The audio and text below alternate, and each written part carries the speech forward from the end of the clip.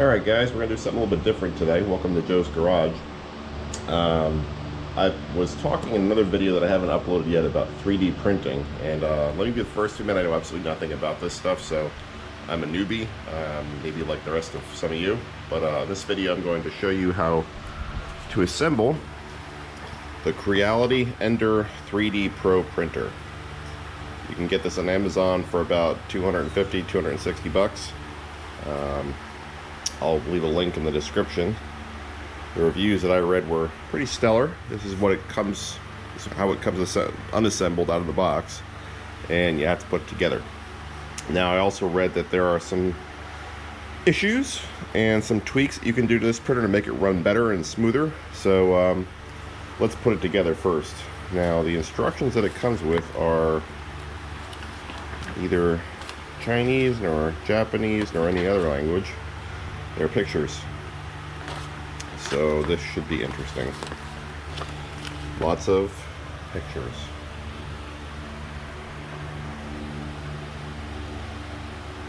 Alright, so I'll attempt to give you a step-by-step instructions on how to assemble this thing. So let me familiarize myself with it. Alright, so I just got just about everything unbagged here, and just kind of going over the fit and finish. It appears to be a really high quality machine. I don't know if you can see that, but there are some nice ball bearings in these rollers. Very smooth. Nice servo motors.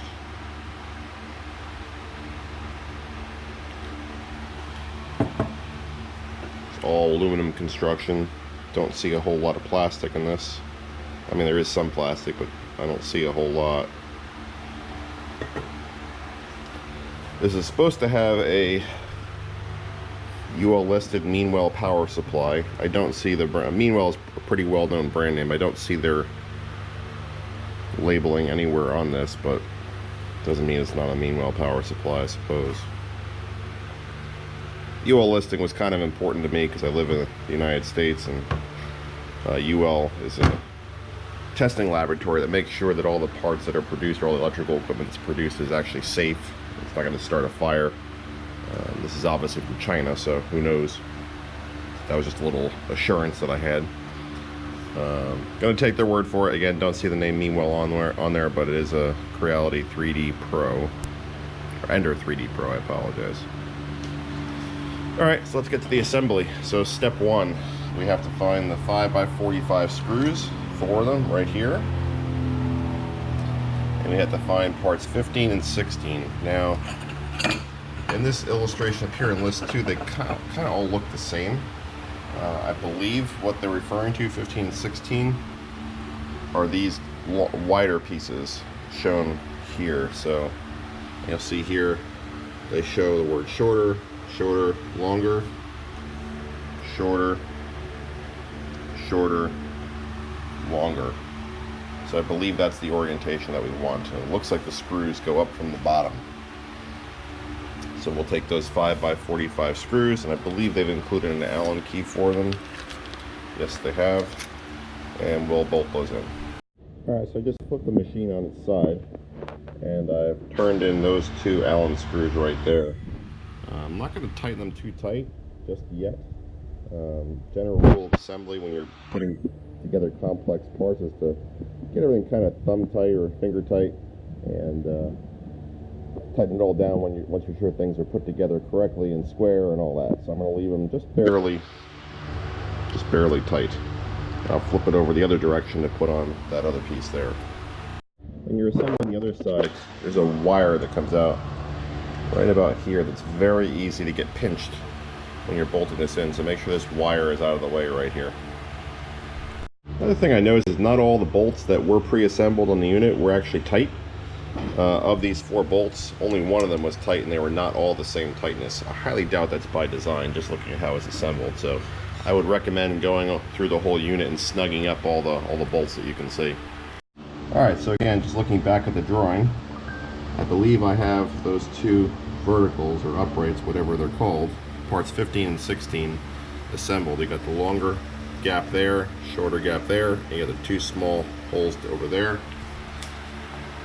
Long gap, short gap, and then 2 small holes over the side, and that's the front, as the drawing indicates. That's step 1. Now on to step 2, which it looks like is installing the power supply. Okay, so before we install the power supply, install this warning label, and the unit comes pre-wired for 230 volts.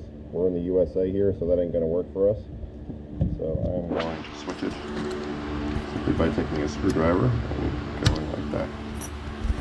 Now we're on 115, so we're good to go now.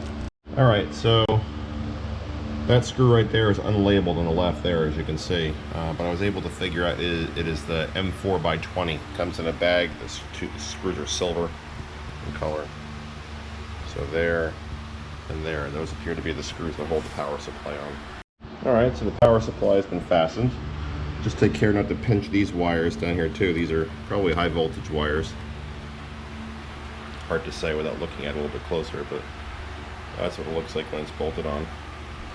Now it looks like they also want us to fasten the display, which is here, to the front using the 2 5x8 screws, which probably go in diagonally here and here.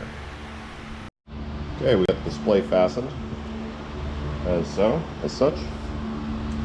And step 3, we need, what is that? Part 9, or assembly 9. Do we have one of those? It doesn't look familiar.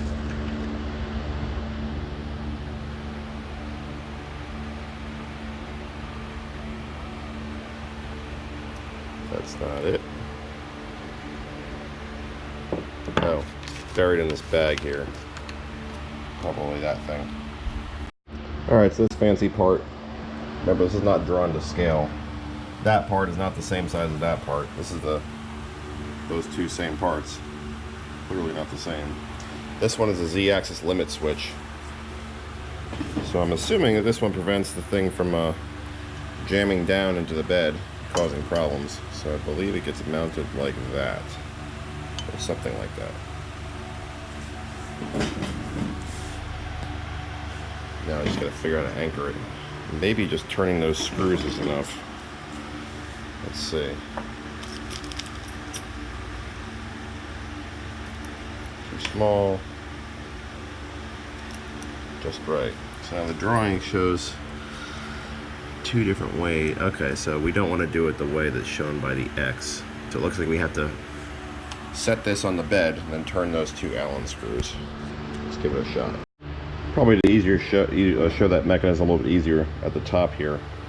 So it looks like that nut on this side is just a clamp, and it does not want to turn when it's in the rail. So what I'm going to do is I'm going to loosen them up and just slide them down here until it's in position, then snug them up. Alright, so I've loosened them up slightly and rotated them. Let's see if this works. You might need to loosen them some more. Let's try that.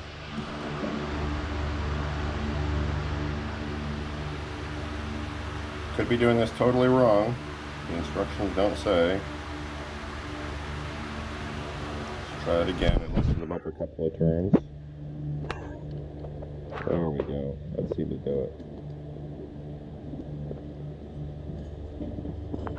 Okay, so we're just sliding it down until we hit that rail. And just snug them up.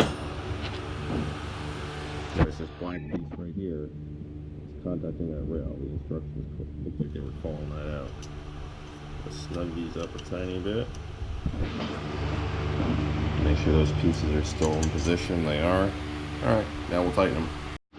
Okay, since we got the Z-axis limit switch, now it looks like we need to install the Z-axis motor and screw. The screw comes in this protective pouch here to protect the threads, and the Z-axis motor is right here. Comes loose in the bag. So let's see, that goes on the side opposite the power supply on the back. So in this area here. And it looks like it gets fastened with 2 4x18s, which are these 2 here. So we'll go ahead and we'll get that set up. Now I read online this is one of the problematic areas of this machine, that the lead screw and the servo motor aren't necessarily parallel with this rail, and it leads to some misalignment and binding in the Z-axis travel. Some guys make an actual 3D printed part that allows some give and whatnot, so we might end up doing that. Alright, so we got the Z-axis motor mounted. Again, screw in there, screw in there. And I'm not sure if we're gonna have any misalignment issues till we get that Z-axis screw in. That's just the motor. And I guess we will mount the Z-axis screw now. So let's take it out of this. Alright, just set the Z-axis screw into the motor. It looks like it's just a clamp fit. I'm gonna leave it loose for now until we mount the rest of the machine. Alright, set up the rest of the machine here. So that was step 4. Now on to step 5. Alright, so we're going to mount one of these little fittings here to the side of this assembly. I wish these things had names, or names in the instructions. I'm sure you guys are all laughing at me that are pros at this. Just going to just kind of make that finger tight for now. And we need 2 4x16 screws, which are in here. It looks like this bolts to part number 18. So let me take these screws out. Alright, so to mount this to part number 18, there's 2 screws, one there, one there. And there's a cutout right here for a screw that's on the other side of this bracket right here. I think it only goes on one way. Hopefully that's the way this is all assembled. And you obviously got your lock nut, or lock washer under all the fasteners. Hopefully that's it. We'll see. Alright, step 6 just has you route this belt around that stepper motor on the end there, right in there. Step 7 looks like it ties everything together. We have to mount this bracket on the other side, it looks like. And I guess that carriage that goes back and forth, which is mounted to the machine. So now this wiring is only so long, so we may have to move things over here. Alright, so I got the belt guided.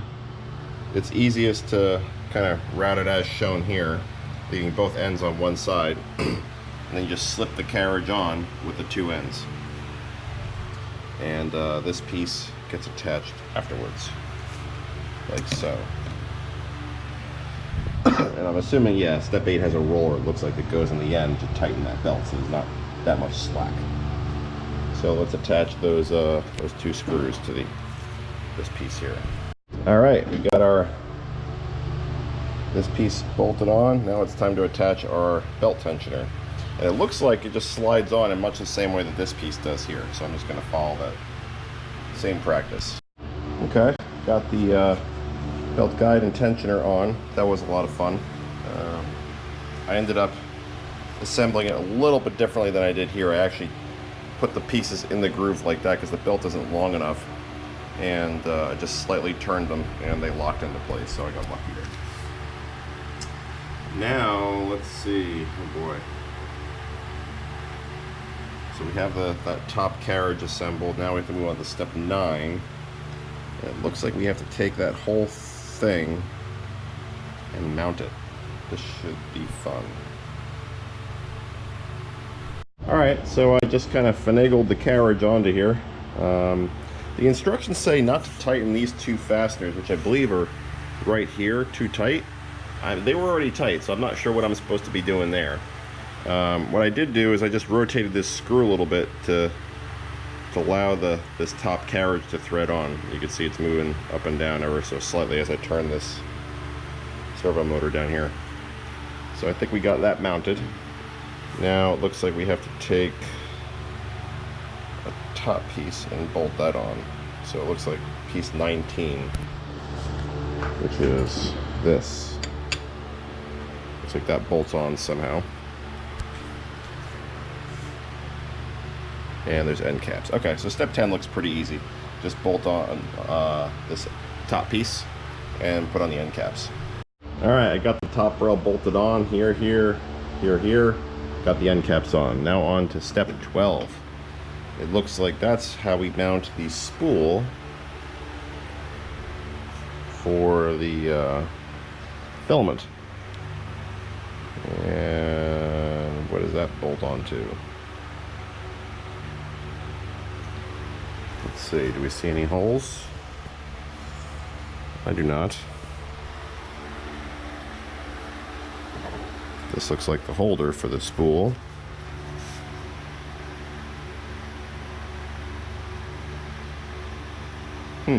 Okay, we will figure that out. Alright, so it turns out there aren't any holes up here. There's those funky nuts that we love so much. That's what she said. So it looks like this opening is going to aim to the front, which is towards me. So we'll just mount this anywhere in here. And we'll use those two nuts. Okay, I believe it goes something like that. This nut just screws on the back, and this is where your filament mounts to. Still a lot of parts left over. We're running out of steps, so hopefully the rest is pretty obvious. Looks like we have to hook up all the wiring next. So I guess we're just going to follow this diagram. Alright, I quickly realized this coiled up wire that was under here actually goes to the power supply. It comes from the power supply. It hooks up to this lead over here because I couldn't find a mating cable for this. So other than that, all the other cables are pretty self-explanatory. That ribbon cable that goes to the display goes over here. It's labeled EXP3 on the bottom, and it's labeled EXP3 on the instructions. Everything else kind of plug and play, only goes one spot in one direction, so pretty hard to screw up. And just checking the travel, I can feel the binding that people are talking about. I'm gonna zip tie these cables. Watch, I'm just putting constant pressure.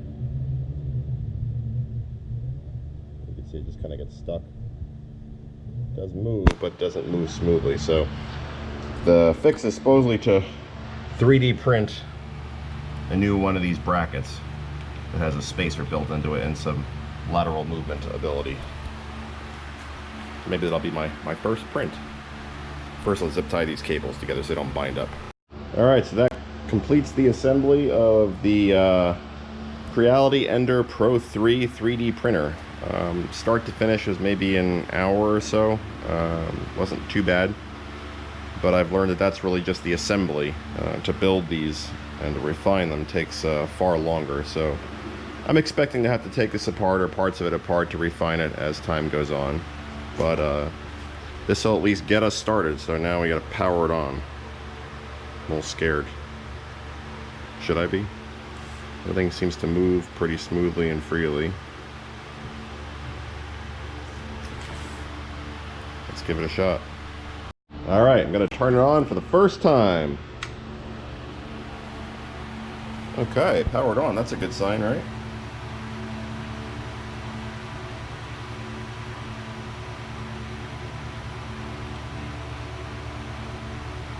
Okay. Not sure what all this means. Claims it's ready.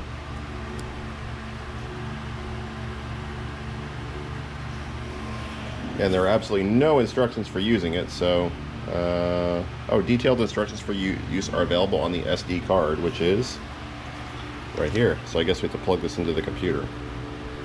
Alright, so I was following the bed leveling procedure and I noticed this. This bed is wobbling. Not sure if you guys can see that or not.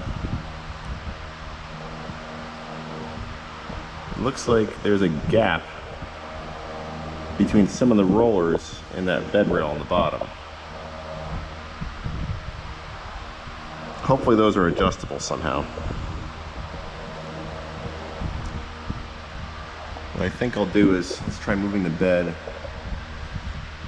all the way forward.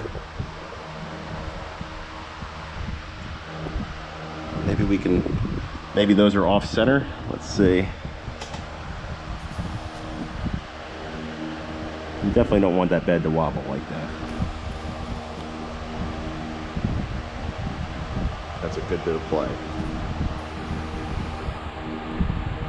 So there's lock nuts up there. Maybe if we turn these screws, that allows things to tighten up a little bit. Those are Allen keys. Put that down there for a moment. Let's see. Looks like the right size. Let's see if we snug some of these up, what happens.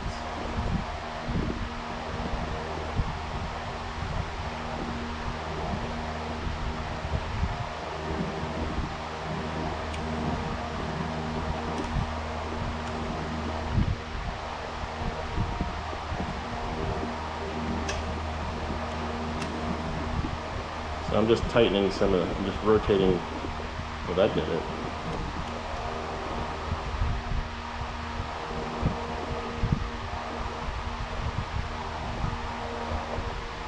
Did the front anyway.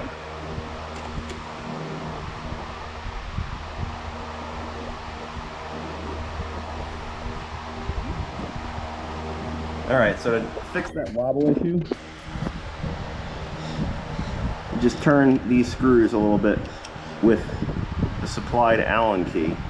And I guess they're mounted on an eccentric, so as you rotate them, or kind of like a cam rather, and as you rotate them, it forces the roller into the bed rail. And you probably can't tell, but that bed is almost rock solid now. I'm going to refine it a little bit more though. Alright, so after adjusting those screws on the rollers to fix the bed wobble, I'm using a piece of paper, according to the instructions, to level the bed. And that's done simply by making sure that you can slide a piece of paper in between here, and you adjust these screws clockwise or counterclockwise to adjust the level of the bed. And I believe the instructions say you want it to just ever so slightly be dragging.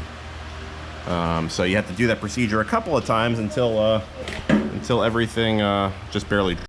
Alright, so I got everything set up. I got my PLA set up here. This is 1.75 millimeter. Got this from Amazon. It was about 20 bucks a kilo. And I'm doing a test print that was, I think, on the card. It was a testdog.g code. No idea what it's going to look like, but I got the bed leveled. I fed the PLA into the extruding head through this tube. There's a preheating procedure, and the bed should be hot enough, and now the extruder is heating. So any second we should be seeing some printing happen. Pretty exciting.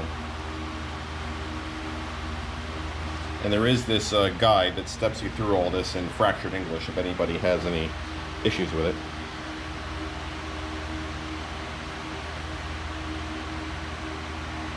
Let's take this protective coating off the display so we don't have a glare. Molto bene.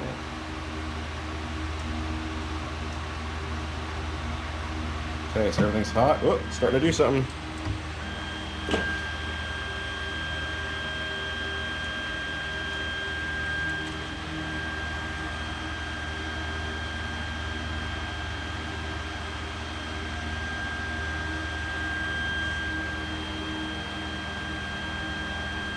To turn the fan off just so it doesn't affect the temperatures.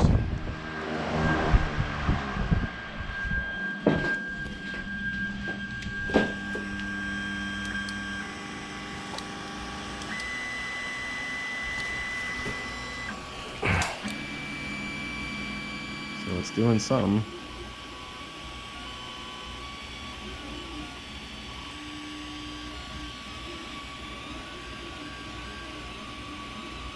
Don't think much is happening so far. Oh, it's doing something. I'm fully expecting this first couple prints to be tragic.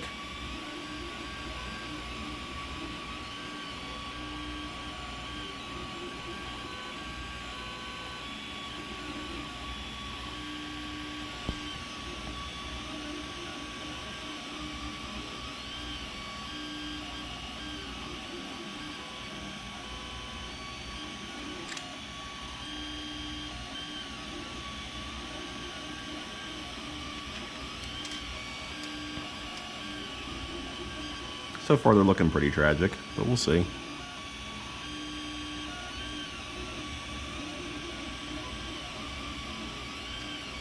We'll pick it up in a little while. Alright, so the first printing kind of got a little wonky, so we aborted that. I raised the temperatures a little bit at both the bed and the nozzle. Hopefully that might solve the problem, we'll see. So now we're just waiting for the extruder to heat up to 200. Should begin any second.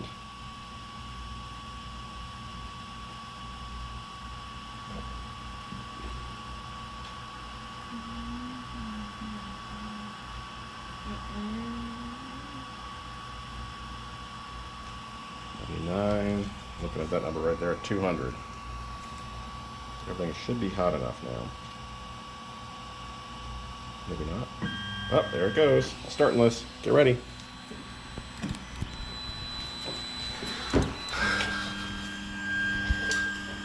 It's figuring out where it needs to start.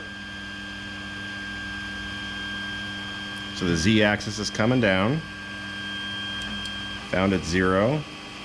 Found it again. Now it's going to go to the center and it's going to start.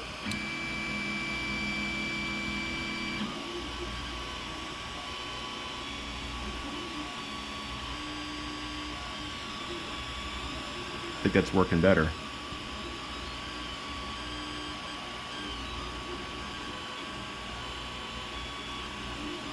It looks like it's making a hole.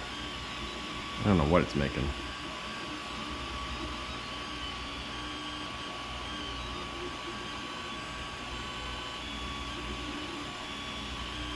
It's looking better than the last attempt. It's not as good. Not as good? If it doesn't keep it. Something still isn't right.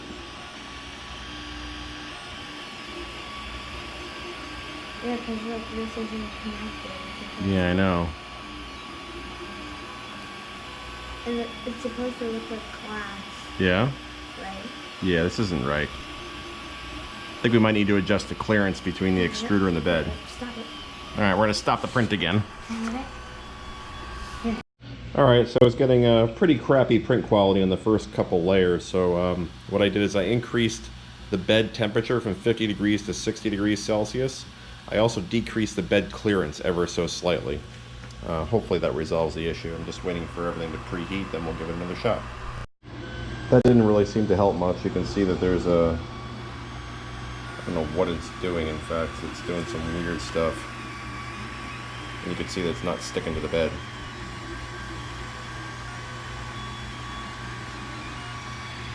So that's not working either.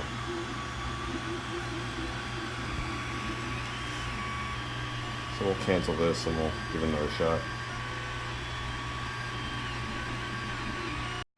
Alright, I tried reducing the bed clearance a little bit more, and really all I'm doing is I'm just decreasing the clearance between that sheet of paper. So before, when I first started, that was barely touching the extruder, and now it's dragging a little bit. So we're probably talking half a thousandth to a thousandth, not a whole lot of thickness that we're talking about here. It's very sensitive. So the bed is heating, the extruder is heating, and we'll try that same print again. We'll see if it improves anything. Alright, so after a lot more fighting, I ended up downloading Ultimaker Cura, and this allows me to send an STL file to the printer. And it seems that a lot of the 3D model files come in STL format. For some reason, when you put them on the SD card, the machine doesn't recognize them. I don't know why. But anyway, so I downloaded a Pikachu STL file off the internet. My daughter thought that was kind of cool. And I'm sending it to the Ender 3D Pro over a USB connection that goes directly into the machine. And it's been going on for, I don't know, maybe 20 minutes or so. You can see it's about an inch thick so far. It's cruising along. I haven't had too many problems with this print like I did with the last one. Last one, it was kind of making a mess in the bed. This one started to, but it kind of figured itself out. I think part of it is just keeping the bed nice and warm. The other model file kept it at about 50 degrees Celsius. This one's holding at 60. I think that's probably helped a lot. But yeah, so far so good. This machine's working out pretty well. I'll take another video when it's finished. Alright, so the first print is done. Actually this is the second print. The first Pikachu that we made didn't work. It kind of had a bed adhesion issue about 50% of the way through. You can see the print quality is pretty good. I might still need to adjust it a little bit, but I'm pretty happy with that. Time to give my daughter the present. Hopefully this video helped you. If it did, please subscribe, and we'll do some more stuff.